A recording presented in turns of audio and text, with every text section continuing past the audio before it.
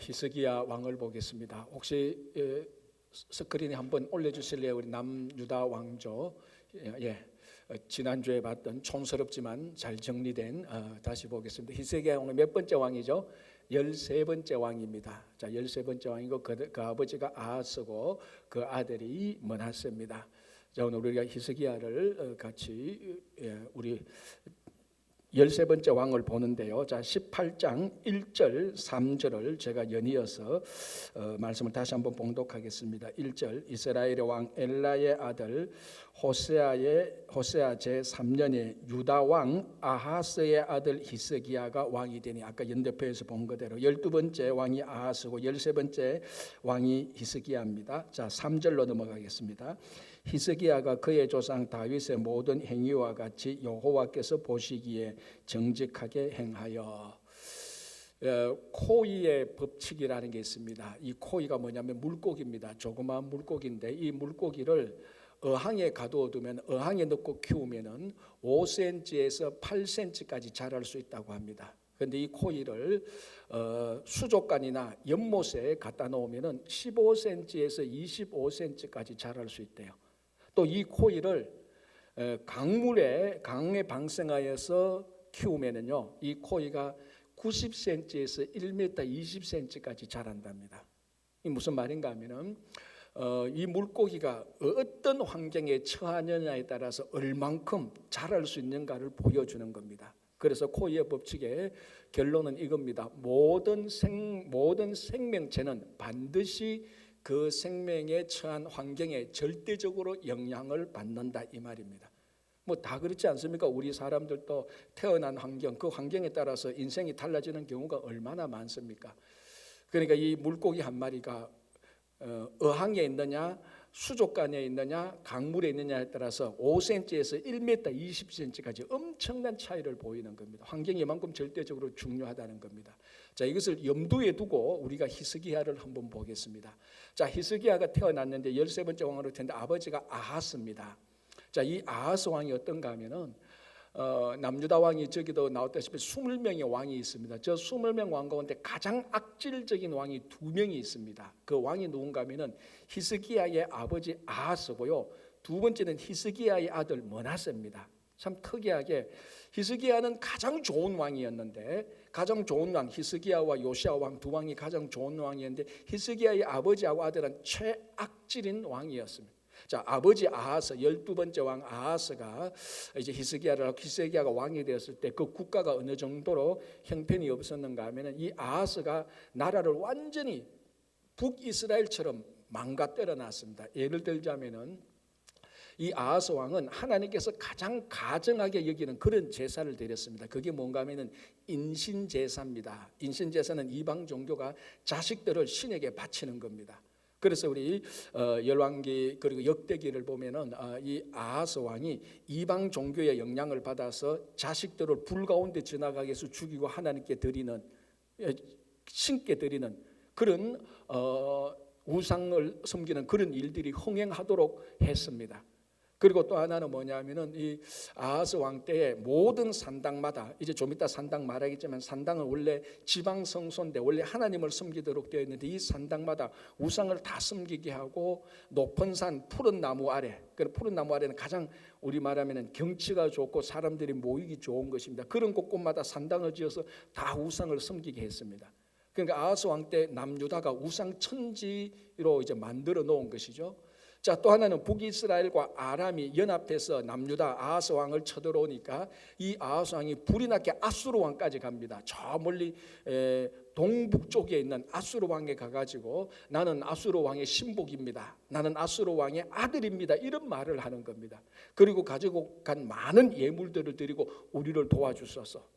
자, 이게 남유다 왕이 자기가 아수르까지 가가지고 이방 왕에게 아들입니다라고 말하는 것은 이 하나님의 자녀들, 남유다는 하나님의 자녀들입니다. 하나님의 자녀들이 자기 아버지를 버리고 이방 왕들, 이방 우상을 섬기는 이방 왕 밑에 자기가 자발적으로 들어가서 아들입니다, 이런 말하고 똑같습니다. 그러니까 이는 하나님께서 보시기에 엄청난 하나님의 모욕이죠. 신성 모독에 해당되는 겁니다. 여러분 한번 생각해 보세요. 여러분들의 자녀가 여러분들을 버리고 저 다른 아버지한테 가서 나는 당신의 아들입니다 그래 보십시오. 기분 좋을 사람이 어디 있습니까? 정말 치욕적인 일이죠. 그런 일을 스스럼없이 했다는 겁니다, 야하스 왕이.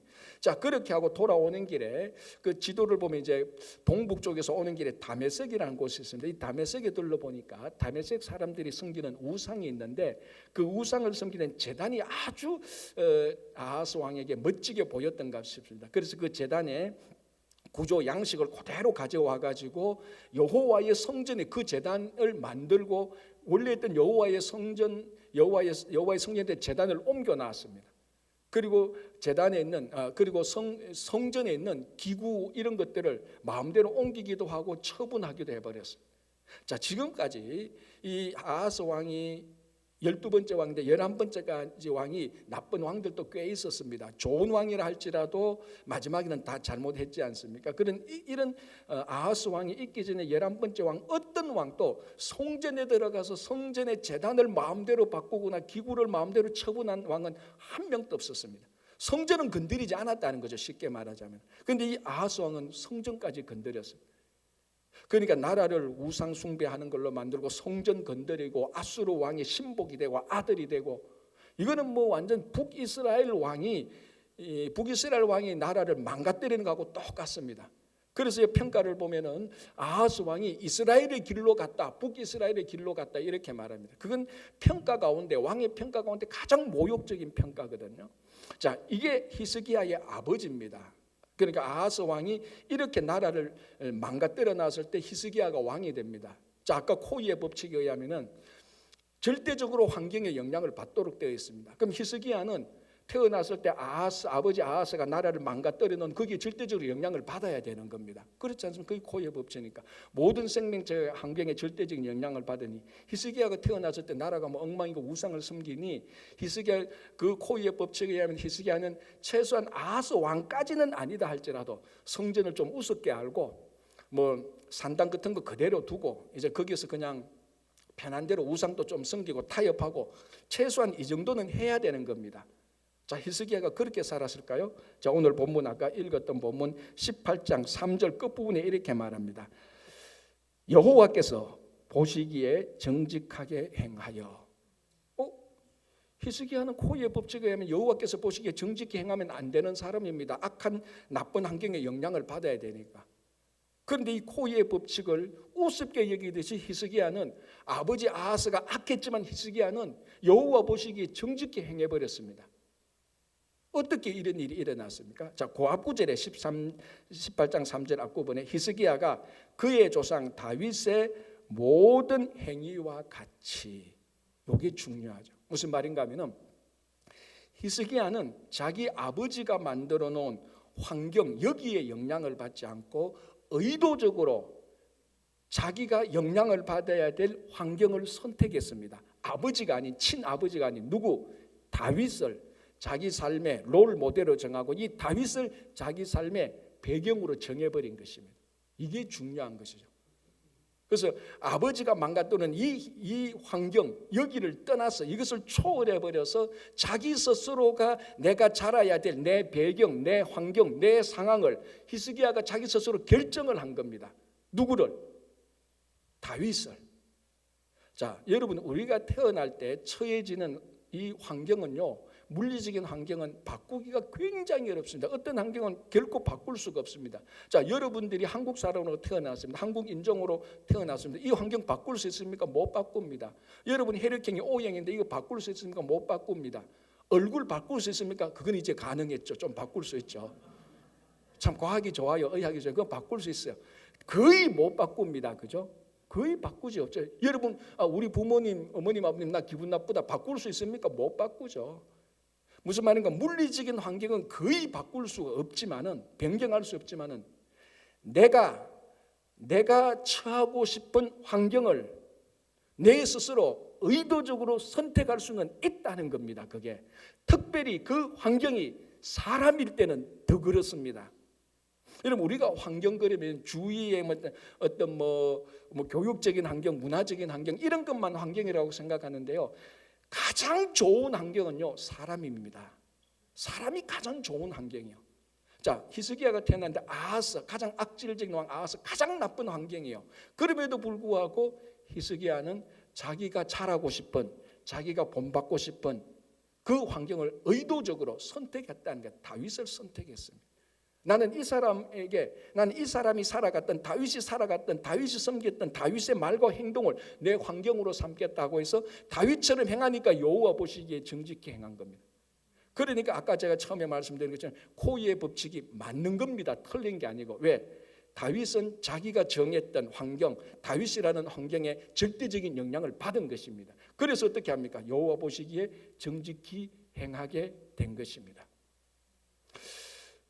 여러분, 그래서 우리는, 성도는요, 본질적으로 내가 태어난 환경 때문에 내가 이 모양이 되었다, 내가 태어난 환경 때문에 내 신앙이 자라지 못했다, 그런 말을 할 수가 없습니다. 왜냐하면 우리는 언제든지 우리에게 가장 중요한 환경인 예수 그리스도가 있습니다. 여러분, 주변에 좋은 사람을 한번 찾아보십시오. 대부분은 있지만요, 지난주에 말씀드린 것처럼 스가랴와 같은 좋은 멘토가 있지만요, 없는 사람들도 있을 겁니다. 태어난 환경을 보니까 전부 다 마약하고요, 전부 다 교육 같은 거 무시하고 폭행이 있고, 그런 곳에 태어났다 할지라도, 정말 주변에 사람이 없다 할지라도 예수 믿는 사람은 예수 그리스도가 영원토록 변할 수 없는 우리의 가장 큰 환경입니다. 사도 바울이 그랬지 않습니까? 바울이 로마 감옥에 갇혔습니다. 그래서 빌립보 교인에게 편지를 쓴 게 빌립보서입니다. 그 빌립보서의 별명이 뭔가 하면 기쁨의 편지입니다. 빌립보 교회 교인들에게 감옥에 있는 사도 바울이 기뻐하라, 기뻐하라, 항상 감사하라, 그렇게 얘기했다고요. 어떻게 그런 얘기가 가능합니까? 자기는 감옥에 있는데. 그런데 빌립보서를 읽어보면 가장 계속해서 반복되는 말이 뭔가 하면 사도 바울은 자기는 주 안에 있다고 생각을 하는 겁니다. 감옥이 자기를 옥죄는 환경이 아니고, 감옥에 있지만 사도 바울은 주 안에 있다, 그리스도 예수 안에 있다고 생각하니까 그리스도에게 영향을 받는 겁니다. 의도적으로 자기 환경을 자기가 선택하는 겁니다. 가장 좋은 환경은 사람입니다. 여러분들이 지금보다 더 좋은 성도가 되고 싶거든, 여러분 가장 좋은 환경을 선택하십시오. 예수 그리스도를 선택하면 됩니다. 그 영국 런던에서 꽃 전시회를 하고 이제 1등, 2등, 3등을 정했는데 1등으로 꼽힌 꽃 전시회가 너무나 아름다웠습니다. 그래서 심사위원이 만장일치로 1등으로 정하고 이 꽃을 이렇게 잘 가꾼 사람이 누군가 이렇게 알아보니까 20대 젊은 아가씨인데, 더 깜짝 놀란 것은 주소를 보니까 런던에서 가장 열악한 환경에 있는 빈민가에서 이 꽃을 키웠다는 겁니다. 심사위원이 다 알잖아요. 이 주소에서 이렇게 아름다운 꽃을 피울 수, 이렇게 아름다운 꽃을 가꿀 수 없는 환경입니다. 빌딩 숲이 딱 있고 그 뒤에 어두침침하고 진짜 마약, 폭행 이런 것들이 다 있는, 그리고 빌딩 숲에서 햇빛 하나 들어가지 않는 어두컴컴한 칙칙한, 낮에도 막 어두컴컴한 이런 곳에서 어떻게 이렇게 아름다운 꽃을 가꿀 수 있었는가? 자기들이 만장일치로 1등을 정하면서도 의아해했습니다. 그래서 그 아가씨를 불러서, 아니 아가씨가 이런 그 빈민가에서 이런 꽃을 어떻게 이렇게 잘 가꿀 수 있었는가 하니까 이 아가씨 대답이 이렇습니다. 사실 내가 자라고 내가 태어나고 자란 것은 선생님들이 아시다시피 가장 런던에서 가장 어두컴컴하고 최악의 환경입니다. 그러나 아침에 일어나 보면은 그 빌딩 숲과 어둠을 헤치고 아침 햇살에 빌딩 숲 속에서 약간 햇살이 비치는 곳이 있답니다. 그래서 그 햇살이 비치는 곳에 자기가 가지고 있는 꽃을 그 햇살에 딱 갖다 놓습니다. 그러면 시간이 지나면 태양이 바뀌면서 햇빛이 점점 옮겨가지 않습니까? 옮겨가는 대로 계속 따라가면서 화분을, 꽃을 곱게 계속 놓아두면서 예쁘게 키웠다는 거예요. 무슨 말입니까? 그 열악한 환경 가운데서도 선택할 수 있는 선택의 여지가 있는 환경이 있다는 겁니다. 의도적으로 그걸 찾아서 선택했다는 겁니다. 무슨 말입니까? 히스기야가 태어나 보니까 아버지가 나라를 다 망쳐놨습니다. 선택할 수 있는 환경이 어디냐? 가만히 보니까 동시대에는 없어. 그래서 어떻게 합니까? 아버지인 다윗을 보고 이 사람을 내 환경으로, 내 배경으로 선택했다고 결정을 한 겁니다. 그래서 여호와 보시기에 정직히 행한 것입니다. 여러분, 그래서 정말 여러분들이 앞으로 더 좋은 성도가 되고 싶다면 좋은 환경을 가지십시오. 가장 좋은 환경은 사람입니다. 가장 좋은 사람은 예수 그리스도입니다. 내 주변에는 전부 다 날라리 같은 신앙꾼밖에 없고, 내 주변에는 하나 또 우리 지난주에 본 것처럼 하나님을 공경하도록 가르치는 성도도 없다. 아이고 나도 이렇게 살자. 그게 아니고, 그럼에도 불구하고 히스기야가 다윗을 보고 환경으로 삼았는 것처럼 우리 모든 예수 그리스도를 보고 여러분 삶의 환경으로 삼으십시오. 그러면 여호와 보시기에 날마다 정직한 일을 행할 수밖에 없지 않습니까? 또 하나 바라는 것이, 본문의 히스기야가 다윗을 자기 배경으로 삼은 것을 보면서 드는 생각이 뭔가 하면은, 우리가 함께 섬기는 이 친구교회가 가장 좋은 환경이 가장 좋은 교회가 되었으면 좋겠습니다. 무슨 말인가 하면, 환경이 좋다는 것은 빌딩이 좋다, 로케이션이 좋다, 파킹이 좋다, 안에 내부 장식이 좋다, 그런 환경이 아니고 사람이 가장 좋은 성도가 있는 교회가 되기를 바랍니다. 여러분, 빌딩 좀 무너지면 어떻습니까? 계단에 엘리베이터 고장 좀 나면 어떻습니까? 공간이 좀 좁으면 어떻습니까? 주차 좀 모자라서 이중 주차하고 나갈 때 5분 기다렸다 주차하면 좀 어떻습니까? 그 환경을 말하는 것이 아니고, 한 사람 한 사람이 다윗과 같은 그런 환경에 대해서 우리 밑에 자라는 우리 자녀들이 이 친구교회에서 신앙생활하면서 자기도 모르는 사이에 할아버지 할머니 아빠 엄마를 보면서 그런 말을 하고 그런 행동을 할 수 있도록 우리 한 사람 한 사람이 가장 좋은 환경이 되어야 되는 것입니다. 그러면 우리 자녀들이 자연스럽게 히스기야가 다윗을 닮듯이 우리 자녀들이 가장 좋은 성도의 삶을 닮아서 다음 세대 미래의 좋은 신앙의 지도자가 될 것입니다. 그래서 밖에 나가서 누가 제일 환경 좋은 교회가 어디냐면 친구교회라고 말하십시오. 여러분, 그거 뭐 좋냐 그러면 사람이 제일 좋다 말씀하십시오. 왜 좀 찔립니까? 아니 이제부터 그렇게 하시자고요. 왜 우리가 예수 그리스도를 닮아가면 되지 않습니까? 아하스와 같은 그 악질적인 왕이 망가뜨리는 그 행편에서도 다윗을 보고 히스기야 최고의 왕이 자라날 수 있었는데, 우리가 예수 그리스도를 본받아가면 최고의 좋은 성도가 충분히 될 수 있는 것입니다. 자, 4절 볼게요. 이렇게 되어 있습니다. 그가 여러 산당들을 제거하며 주상을 깨뜨리며 아세라 목상을 찍으며 모세가 만들었던 놋뱀을 이스라엘 자손이 이때까지 향하여 분향함으로 그것을 부수고 너후서단이라 일컬었더라. 자, 이게 코이의 법칙이 이제 작동하는 거예요. 왜냐하면 절대적인 환경의 영향을 받으니까. 히스기야가 다윗의 절대적인 영향을 받아서 여호와 앞에서 정직히 행합니다. 그 했던 게 뭐냐면은 오늘 본문을 보면 4종류의 우상을 깨뜨리고 부수고 다 제거해 버립니다. 첫째가 뭐냐, 산당, 두 번째가 주상, 세 번째가 아세라 목상, 네 번째가 놋뱀입니다. 자, 첫 번째, 네 번째를 다음에 보고 두 번째, 세 번째를 먼저 보겠습니다. 두 번째가 주상입니다. 주상은 기둥으로 생겨놓은 우상입니다. 당연히 이거 제거해야죠. 다윗 같으면 제거했을 거 아닙니까? 제거합니다. 세 번째가 뭐냐면 아세라 목상입니다. 아세라가 뭐냐면은 신의 세계에서 바알 신의 아내입니다. 바알 신, 그러니까 바알이 남신이라면 아세라는 여신이고 이 바알과 아세라가 부부신입니다. 그러니까 아세라는 뭘 상징하는가 하면은 다산과 풍요로움을 상징합니다. 이게 전부 다 가나안에 있었던 토속 신앙이거든요. 토속 우상이거든요. 이방 종교거든요. 근데 아세라가 다산과 풍요의 신인데, 이 아세라 앞에 와서 뭐 우리말로 많은 풍요로움을 원하고 다산을 원한다면 거기서 행하는 이 종교 예식이 많이 성적으로 타락하고 부패한 겁니다. 다윗 그때면 당연히 없앴죠. 그러니까 히스기야도 다윗을 본받아서 그거 다 없앴습니다. 자, 주상 기둥으로 된 우상 아세라 목상을 쪼개고 부수는 것은 히스기야 왕 이전에 다른 왕들도 했었습니다. 사실은 여호사밧도 했고, 여호사밧 왕도 했고, 아사 왕도 이런 우상 신상 같은 걸 쪼개고 많이 부수었습니다. 당연히 앞에 했던 왕도 앞에 그런 왕도 했고 히스기야 왕도 그렇게 했습니다. 자, 이제 우리가 관심을 가져야 되는 것은 첫 번째와 네 번째입니다. 첫 번째가 뭐냐면은 여러 산당들을 제거했다라는 겁니다. 산당. 이거는 앞에 12번째 왕까지 아무도 산당을 제거하지 못했습니다. 저 남유다의 20명의 왕 가운데 산당을 제거했던 2명의 왕이 있습니다. 히스기야하고 그 다음 왕은 요시야 왕입니다.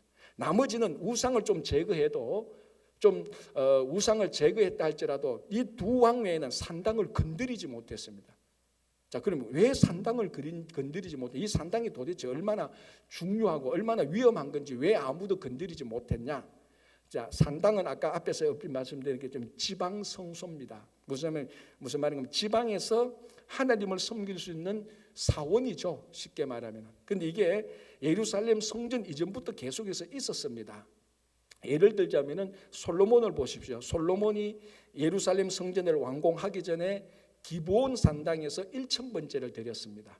하나님께 1000번째 드리는 그 장소가 산당이었다니까요. 그 기브온에 있는 산당이 다른 도시에 있는 산당보다 제일 컸습니다.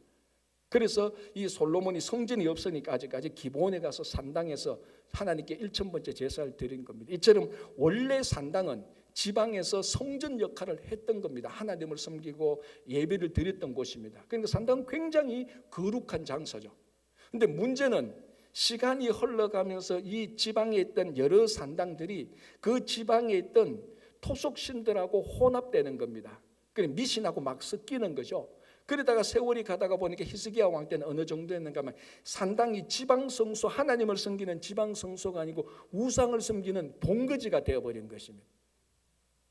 그러니까 히스기야가 보니까 이 산당은 하나님 섬기는 지방성소여야 되는데, 다시 말하면 예루살렘이 본부고 예루살렘 성전이 본부고 그 이후에 이 브랜치가 되어서 본부가 하는 그 하나님께 예배드리는 것을 또 이 브랜치에서 잘 해야 되는데, 가만히 보니까 이 브랜치가 완전히 우상 섬기는 본거지가 됐단 말이죠. 자, 앞에도 그랬는데 다른 왕들이 그걸 알면서도 제거를 못했던 이유는 이제 제가 말씀드립니다. 그럼에도 불구하고 왜 왕들은 제거 못했느냐? 이 산당들이, 지방에 있던 산당들이, 지방에 있는 사람들이 하나님께 또는 자기가 믿는 신께 제사 드리기 너무나 편리하게 되어 있습니다. 그렇지 않습니까? 아니면 만약 이 산당이 없으면 예루살렘까지 올라가서 제사를 드리고 예배를 드려야 되는데, 저 밑에 헤브론에 있는 사람, 저 위에 단에 있는 사람, 북이스라엘이지만 저 단에 있는 사람, 여리고에 있는 사람, 이런 사람들이 예루살렘에 한번 올라오면 굉장히 힘듭니다. 물론 3대 제사, 6월절 이런 3대 제사는 예루살렘의 성전, 이 성전에 와서 예배를 드리지만 평소에 어떤 제사의 어떤 건 산당에서 다 드린단 말이죠. 그러다 보니까 우상을 섬기고 있어도 이 산당을 제거해보는 백성들의 반발이, 지방 백성들의 반발이 어마어마하게 큰 겁니다. 백성들이 편하게 하는데 산당을 없애면 엄청나게 불편하게 만드는 거죠. 그래서 다른 왕들이 제거하지 못했던 겁니다. 그런데 히스기야는 그걸 제거해버렸습니다. 자, 또 하나는 이 산당이 지방 호족들의 정치 권력의 중심지입니다. 왜냐하면 그 당시에는 정치와 종병이 하나로 되어가 있으니까. 그리고 이 산당을 딱 거머쥐고 있으면 그 지역에 정치를 쥐고 있습니다. 그래서 지방 토호 세력들, 지방에 있는 이 권력가들이 산당을 자기들이 차지하면서 거기서 권세와 권력을 누리고 있었습니다. 그런데 히스기야가 이것을 제거한다는 것은 무슨 의미입니까? 각 지방에 있는 지방 호족들하고 반발을 살 수밖에 없는 거 아닙니까? 그 사람들의 권력을 빼앗는 거하고 마찬가지니까. 그러니까 다른 왕들이 이게 무서워서 백성들이 반발하고 지방 호족들이 자기들의 권력 뺏기면 또 지방 호족들이 결탁해서 중앙 집권인 왕에게 또 반역을 일으킬 수 있을 가능성이 충분하니까 왕들이 그걸 건드리지 못했던 겁니다. 우상을 섬겨도. 그런데 히스기야 왕은 그렇지 않았다는 겁니다. 백성들이 내 미워해도 괜찮다. 나 백성들한테 인기 원하지 않는다. 산당이 지방성소로서 하나님을 섬겨야 되는데 백성들이 내 싫어한다고 해서 그걸 내가 가만히 있을 수 있냐? 아니다.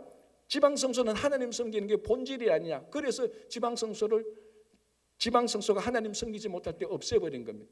그러면 뭡니까? 또 지방 권력자들이 얼마나 반발하겠습니까? 얼마나 위험하겠습니까? 그럼에도 불구하고 본질은 내가 지방 토호 세력들에게 반발하고 저항받는 게 아니고 이 성소에서 하나님을 섬기느냐, 하나님을 섬기지 못할 것 때문에 없애버리자. 그렇게 해서 이게 굉장한 신앙의 용기를 가지고 없애버린 것입니다. 백성들한테 인기 다 잃어버리죠. 지방 호족들이 막 결탁해서 이제 반역을 일으키게 하죠. 얼마나 위태위태한 상황입니까? 가만히 놔둬도 괜찮은데 아마 제 같았으면 가만히 놔뒀을 겁니다. 뭐 하려고 건드려. 지금까지 잘해왔는데 우상 좀 섬긴다. 그래도 하나님 섬길 수 있잖아. 아마 적당히 생각하고 넘어갔을 겁니다. 그런데 히스기야는 뭘 알았는가 하면은 산당에서는 하나님을 섬기는 것이 산당의 본질이지 백성들 편하게 하는 게 본질이 아니지 않느냐. 지방 토호세력들이 그거 가지고 권력 잡는 게 본질이 아니지 않느냐. 하나님을 섬기는 게 본질이 아니냐. 그래서 백성들의 인기를 잃어버려도 지방 토호세력들의 위협을 받아도 산당을 제거해버린 겁니다. 엄청난 신앙의 용기죠. 자, 하나 더 생각할 게 있습니다. 이게 왜 어마어마하게 위대한 일인가 하면요, 산당을 제거했던 것이 히스기야 왕 때 시대 배경을 봐야 됩니다. 남유다의 히스기야 왕 때 북이스라엘에서는 무슨 일이 있었는가 하면은 저 동북 쪽에 있는 아수르가 내려와서 북이스라엘을 다 멸망시켰습니다. 그게 BC 722년입니다. 그때 북이스라엘이 멸망한 이후로 지금까지 완전히 그 열 지파는 다 사라져 버렸어요. 근데 이 아수르 사람들이 가장 잔인하고 호전적인 종족입니다. 민족입니다. 그리고 아수르가 사라지고 난 뒤에 이제 바벨론이 이제 제국으로 뜨죠. 바벨론을 제국 뜨기 전에 아수르가 굉장히 잔인하고, 아수르가 온다 그러면 사람들이 다 무서워 벌벌 뜹니다. 잔인하게 사람들을 해치니까. 그래서 히스기야가 남유다의 왕일 때 아수르가 북이스라엘을 멸망시켜 버렸습니다. 자, 그럼 우리가 남유다에 있는 사람이라면 뭘 생각하겠습니까? 저 북이스라엘 말이죠. 하나님 암송기 되면 잘됐다. 너희들 멸망해야 돼. 이렇게만 생각할 겁니까? 뭘 생각됩니까? 그 다음은 우리다. 그죠? 100% 그 다음은 우리죠. 아수르가 북이스라엘 점령하고 그 다음 남쪽으로 바로 쳐들어오는 거죠. 이 아수르가 굉장히 호전적이고 잔인하니까. 자, 그래서 열왕기하 18장 13절을 보면 이렇게 되어 있습니다. 히스기야 왕 제14년에 아수르의 왕 사네립이 올라와서 유다 모든 견고한 성읍들을 쳐서 점령하며, 실제적으로 히스기야 왕 14년에 아수르 왕이 쳐들어옵니다. 자, 보십시오. 아수르 왕이 쳐들어옵니다. 강력한 외부의 적입니다. 자, 그러면은 히스기야 왕이 아수르하고 전쟁을 대비하기 위해서 뭘 해야 되겠습니까? 내부 단결을 해야 되죠. 백성들한테 인기를 얻어야 됩니까? 잃어버려야 됩니까? 얻어야 되죠. 그리고 지방 토호 세력들하고 각을 재야 됩니까? 자기 편으로 만들어야 됩니까? 자기 편으로 만들어야 된다고 하죠. 그러니까 내부적으로 결속을 해서 아수르가 쳐들어온다. 야, 우리 뭉치자, 하나가 되자. 그렇게 해야 아수르하고 전쟁해야 되는 그런 시대 배경인데, 지금 히스기야는 반대로 하고 있단 말이죠. 산당을 제거해버려가지고 지방 토호 세력들하고 각을 지게 되고 백성들한테 인기를 얻습니다. 이렇게 해서 어떻게 아수르하고 전쟁을 하겠습니까? 아마 제가 그 당시 참모가 있었다면 저는 목숨 걸고 말렸습니다. 왕이시여 참으소서. 타이밍이 너무 안 좋습니다. 좀 나중 산당 지거 제거하는 게 뭐가 급합니까? 이거 덜 급합니다. 지금은 내부 단속해야 됩니다. 이거 산당 제거했다가는 백성들한테 인기 다 얻고 지방 토족들 다 자기끼리 뭉쳐가 왕에게 그러니까 왕에게 저항하면은 아수르도 치러나면 우리는 금방 망합니다. 왕이시여 참으소서. 산당 제거하는 거 지금 급한 거 아닙니다. 지금 백성들을 내부 단속해야 됩니다. 타이밍이 너무 안 좋습니다. 제 말이 맞죠? 이런 참모를 둘 겁니다. 그런데 히스기야는 뭐라고 말합니까? 아니라고 말했습니다. 아니다. 지금 산당을 제거하는 것이 본질이라고 말했습니다. 왜? 이 산당에서 하나님을 섬기지 못하니까 이게 본질이 아니냐. 자, 뭘 알 수 있는가? 우리는요, 늘 급한 것을 우선순위로 둡니다. 급하게 처리해야 되는 거 다 그렇습니다. 저도 목회를 하다 보면 이거 급하구나. 그걸 항상 우선적으로 처리하는 경향이 있죠. 그러면 뭘 놓칩니까? 본질적인 것을 항상 놓쳐요. 내가 좀 지금 이게 급하니까 급한 일 먼저 처리하고, 본질적인 거 이건 시간 남으면 하지. 한 번도 시간 남을 때 본질적인 거 처리하지 않습니다. 그냥 놀지. 무슨 말인가 하면 히스기야가 가장 우리들에게 산당을 제거함으로써 그 위태위태한 상황에서 백성들한테 인기를 잃어가면서 지방 토호 세력들한테 위협을 받아가면서 아수르의 침략에 위협을 받아가면서도 뭘 초점을 맞췄는가 하면 신앙의 본질에 초점을 맞추었습니다. 그래도 우리는 이 지방 성소에서 하나님을 섬기는 게 본질 아니냐. 이게 제일 우선순위 1번이라는 겁니다. 자, 그러니까 어떻게 됩니까? 7절 여호와께서 그와 함께 하시매 그가 어디로 가든지 형통하였더라. 이게 정말 우리 신앙에 주는 본질이고 정말 신앙에 주는 도전입니다. 여러분 신앙생활 하다가 늘 급한 것부터 하다가는 본질 다 놓쳐버립니다. 그래도 오늘은 여러분들이 주일에 예배 지키는 게 신앙의 본질이라는 거 오늘 오셨으니까 다행인데, 안 오신 사람들 뭡니까? 지금 급한 일 본다고 다 갔지 않습니까? 안 온 사람들 되면 좀 서운하겠지만 사실이지 않습니까? 자기 급한 일 본다고 주일날 예배 안 드리고 다 갔단 말이죠. 다 급한 것을 우선순위로 했단 말이에요. 본질을 우선순위로 해야 되는데 히스기야가 그걸 한 겁니다. 우리는 급한 걸 1등을 하다가 평생 급한 것만 처리하다가 그러니까 죽고 끝나는 거예요. 세상도 그런데 신앙은 본질을 계속해서 우선순위로 지켜야 돼요. 늘 하나님과 함께하고 예배드림으로 말미암아 하나님을 경험하고 말씀과 기도에 서는 것. 이거 여보, 그러니까 이것은 매일매일 우리가 해는 본질인데 이게 제일 우선순위가 돼야 되는 것. 급한 것부터 처리하다가 늘 낭패를 당하지 않습니까? 어느 대기업의 이사가 한 사람을 자회사의 사장으로 이제 그 발령을 냈습니다. 그런데 이 사장이 성질이 좀 급합니다. 그래서 그 회사 가서 이렇게 이제 업무를 하는데 이 사람은 성질도 급한 뿐 아니라 회사에서 빈둥빈둥 노는 사람을 볼 수가 없습니다. 그런데 그 다음날 이틀째 딱 갔는데 어느 한 젊은이가 회사에서 빈둥빈둥하면서 커피 마시면서 가는 사람마다 다 얘기하고 일은 안 하고 막 노는 거예요. 업무 시간에. 이 사장이 열받았죠. 그 견딜 수 없습니다. 그래서 그 젊은이를 불렀습니다. 자네 한 달에 얼마 받나 하니까 4,000불 받는데 내가 오늘 4,000불 줄 테니까 당신이 이 회사에서 나가. 뭐 볼 수가 없는 견딜 수 없어서 회사에서 쫓아내버렸습니다. 그런데 이 젊은이가 회사 나가면서 싱글싱글 웃으면서 좋아하면서 나가는 거예요. 회사 사장이 지 회사 잘린 것도 모르고 저렇게 한 달 월급 4,000불 받고 회사에서 나가면 좋아하는 거 봐라. 저러니까 저 모양이지. 그러면서 옆에 있는 사원한테 물어봅니다. 야, 도대체 저 젊은이가 어느 부서에 근무해? 그 부장도 자르려고. 그러니까 이 옆에 있던 사람이 뭐라고 말하는 줄 압니까? 사장님, 그 사람 피자 배달부예요. 그랬더니 피자 배달부 젊은이인지 모르고 이틀 만에 모르니까 빈둥빈둥 노니까 급하게 막 잘라버린 거예요. 돈만 날린 거예요, 그냥. 이게 우스운 얘기죠. 우리들이 그런 식으로 산다면 본질을 보고 본질을 우선적으로 처리할 줄인데 본질은 빼버리고 급한 걸 우선순위를 하다 보니까 이런 실수를 많이 저지릅니다. 신앙생활에 있어서는요, 늘 본질을 우선순위로 삼아야 되는 거예요. 자, 그리고 하나 더 4절 끝부분에 노뱀을 제거했다라고 말해요. 노뱀. 이거는 히스기야에서 아주 특징인데 노뱀이 뭔가 하면 여러분 민수기를 보면은 이스라엘 백성들이 출애굽 광야 생활을 하다가 또 하나님께 불평하고 원망하고 또 한탄합니다. 그래서 하나님께서 불뱀을 보냅니다. 아마 그게 광야에 있었던 아마 독 있는 뱀하고 같을 겁니다. 물리면 뭐 불에 데인 것처럼 너무 괴로우니까. 그리고 불뱀을 보내니까 불뱀에 이제 물려서 이스라엘 백성들이 막 죽어갑니다. 그리고 모세가 또 하나님께 기도하지 않습니까? 하나님 살려주십시오 하니까 하나님께서 또 모세의 기도 들으시고 뭐라고 말합니까? 노스로 뱀을 만들어서 높이 달아올리라. 그러면 불뱀에 물린 자마다 그 노뱀을 바라보는 자는 다시 살게 되리라고 얘기합니다. 그래서 부랴부랴 노스로 뱀의 형상을 만들어서 높이 답니다. 그래서 불뱀에 물린 자마다 그걸 보고 다시 다 살아났습니다.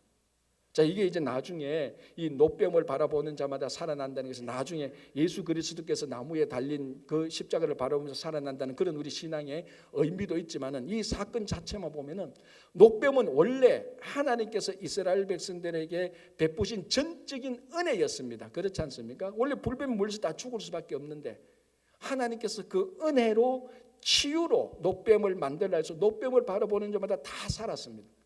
그런데 이게 세월이 흘러가면서 모세가 만든 이 노뱀이 세월이 쭉 흘러가면서 히스기야 때는 이게 이 노뱀이 하나님과 동일시 되어 버렸습니다.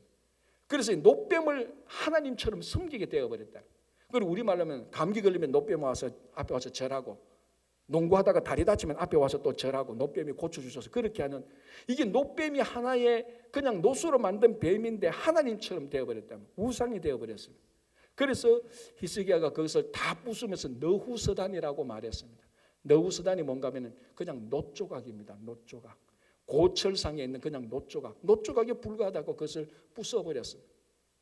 자, 원래 하나님께서 노뱀을 만든 것은 하나님의 전적인 은혜였습니다. 그런데 히스기야와 때는 하나님의 은혜가 변질되어서 우상이 되어버렸습니다. 이게 아이러니 아닙니까? 왜 하나님의 은혜가 하나님을 반대하는 우상이 되어버린 겁니까? 아주 특별하게 성경에 이런 내용들이 좀 있습니다. 자, 한번 보십시오. 이스라엘 백성들이 출애굽할 때 가장 나쁜 범죄가 뭐였습니까? 출애굽 40년 동안 금송아지로 우상을 만든 거였습니다. 그런데 금송아지 우상을 만들 때 그 재료가 금 아닙니까? 그 금이 어디에서 나왔습니까? 이게 출애굽기 12장 15절 16절에서 그 금이 무슨 금인가 이렇게 말하고 있습니다. 이스라엘 자손이 모세의 말대로 하여 애굽 사람에게 은금, 폐물과 의복을 구하매 여호와께서 애굽 사람들에게 이스라엘 백성에게 은혜를 입히게 하사 그들이 구하는 대로 주게 하심으로. 무슨 말인가 하면은 출애굽할 때 이스라엘 백성들이 빈손으로 나오지 않았습니다. 하나님, 우리가 빈손으로 갈 수 없습니다 하고 애굽 사람들한테 우리가 요구하는 것을 하나님께서 은혜로 애굽 사람들이 이스라엘 백성들의 요구를 들어서 옷도 주고 폐물도 주고 은과 금을 줬습니다. 하나님의 은혜로 이스라엘 백성들이 받은 겁니다. 하나님의 은혜로 받은 이 금 가지고 하나님의 우상을 만들어 버렸어요. 하나님의 은혜가 우상으로 변질되는 겁니다. 하나 더 볼까요? 여러분, 아브라함 인생에서 가장 결정적인 순간이 뭐였습니까? 100세에 난 아들 이삭을 모리아산에서 바치는 겁니다. 자, 그때 하나님께서 아브라함에게 그 이삭을 바치라고 말할 때 이렇게 말합니다. 너의 아들, 너의 사랑하는 독자 이삭이라고 말합니다. 자, 이게 히브리어로 보면 어떤 뉘앙스가 있는가 하면은 내가 아브라함 100세 때에 사라 90대에 너에게 준 이 아들이, 이 독자가 너가 사랑한다. 어떤 뉘앙스가 하나님보다, 이 아들을 준 하나님보다 아들을 더 사랑한다는 그런 뉘앙스가 있습니다. 그러니까 무슨 말인가 하면 지금 아브라함은 100세에 난 아들을 하나님보다 더 사랑하게 되어버린 거예요. 하나님께서 아브라함에게 이삭을 은혜로 약속의 성취로 주신 것인데 이걸 하나님보다 더 사랑한 겁니다. 무슨 꼴인가 하면은 부모가 우리에게 유산을 줬는데 부모보다 유산을 더 사랑하게 된 겁니다. 이게 배은 망덕한 자식이죠. 그 부모는 필요 없고 유산에만 관심 있는 거예요. 우리가 많은 경우에 이런 경우를 당합니다. 하나님보다 하나님께서 주신 은혜가 더 좋은 거예요. 하나님보다 하나님이 주신 물질이 더 좋고, 하나님보다 하나님께서 우리에게 주신 자식이 더 좋고, 하나님보다 하나님께서 우리에게 주신 은사 달란트가 더 좋은 거예요. 그걸 더 섬기는 거예요. 그걸 더 사랑하게 되는 거예요. 그럴 경우에는 100% 다 하나님의 은혜가 우상이 다 되어버리는 거예요. 저도 주변에요, 목회하면서 자녀가 그 가정에 우상이 된 경우를 수도 없이 많이 봤습니다. 그런데 가만히 보면 그 자녀들요, 하나님께 기도해서 얻은 자녀들도 굉장히 많아요. 분명히 자기들의 입으로 고백해요. 하나님, 우리가 자녀가 없었는데 정말 하나님께서 기도해서 자녀 얻었습니다. 이게 하나님의 선물이고 은혜입니다 라고 말을 하면서 하나님보다 그 자녀를 더 사랑하는 거예요. 이게 녹뱀입니다. 녹뱀. 하나님께서 우리에게 주신 은혜를 하나님보다 더 사랑하는 경우, 이게 녹뱀입니다. 히스기야가 그것을 다 부숴버리면서 뭐라고 말합니까? 고철상에 있는 놋조각하고 똑같아. 여기에 무슨 능력이 있느냐? 그렇게 말하는 것입니다. 여러분, 하나님께서 우리에게 참 많이 주셨죠. 우리 건강도 주셨고 생명도 주셨고 미국에서 지금까지 몇십 년 살아갈 수 있도록 다 주셨습니다. 그럼에도 불구하고 하나님의 은혜에는 무한히 감사해야 되지만 하나님께서 주신 은혜와 하나님을 우리는 구별할 줄 알아야 됩니다. 구별하고 은혜보다 하나님을 더 사랑해야 되는 겁니다. 그래서 하나님보다 은혜를 더 사랑할 때 부모보다 상속 재산을 더 사랑하는 경우하고 똑같습니다. 그게 노뱀입니다. 그런 것들이 우리 안에 있다면 오늘 다 깨부수는, 그래서 진짜 더 하나님께 가까이 나가는 그런 귀한 성도들이 되시기를 간절히 바랍니다. 기도하겠습니다. 하나님 아버지, 감사합니다. 하나님, 우리에게 참 산당과 같은 것이 있어서 사람들한테 인기를 잃어버리지 않으려고, 그리고 아버지 손해를 보지 않으려고 적당히 넘어간 우리의 신앙이 있습니다. 그러나 아버지 하나님, 급한 것을 우선적으로 하는 것이 아니고 본질적인 것, 하나님 섬기는 것을 우선적으로 할 수 있도록 도와주시고, 하나님께서 우리에게 주신 은혜에 무한히 감사하지만 그 은혜가 다시 하나님이 되지 않도록 하나님을 더 사랑하게 하여 주시옵소서. 감사하오며 예수님의 이름으로 기도합니다. 아멘.